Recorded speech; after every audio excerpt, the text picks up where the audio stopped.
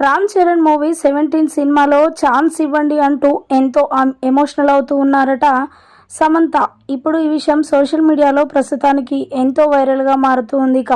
రామ్ చరణ్ గురించి మనకి ప్రత్యేకంగా పరిచయం ఏమీ అక్కర్లేదు. ఎన్నో సినిమాలు తీసి ముఖ్యంగా RRR మూవీతో పాన్ ఇండియా స్టార్ హీరోగా అయిపోయారు. అప్పటి నుంచి రామ్ చరణ్ క్రేజ్ మామూలుగా లేదని చెప్పాలి. ఇక వెండితెరకి చాలా గ్యాప్ ఇచ్చిన సమంత గురించి కూడా మనందరికీ తెలిసిందే. తనకి మయోసైటిస్ అనే వ్యాధి వచ్చిన తర్వాత అప్పటి నుంచి ఇప్పటి వరకు కూడా మరి మయోసైటిస్ అనే వ్యాధి వచ్చిన తర్వాత ఒక 2 సినిమాలు, యశోద లాంటి సినిమాలు ఒప్పుకొని, ఖుషి, యశోద ఈ 2 సినిమాలు చేసి మరి సోషల్ మీడియాకి అలాగే వెండితెరకు కూడా మరి తెలుగు ఫిలిం ఇండస్ట్రీకి కూడా చాలా గ్యాప్ ఇచ్చింది సమంత.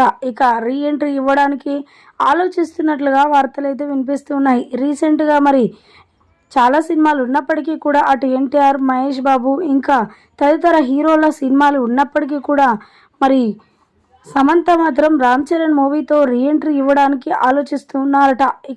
RC-17 సినిమాలో నాకు కూడా ఛాన్స్ ఇవ్వండి దయచేసి అంటూ కూడా డైరెక్టర్స్ని కోరుకుంటున్నట్లుగా వార్తలు అయితే వినిపిస్తూ ఉన్నాయి సమంత.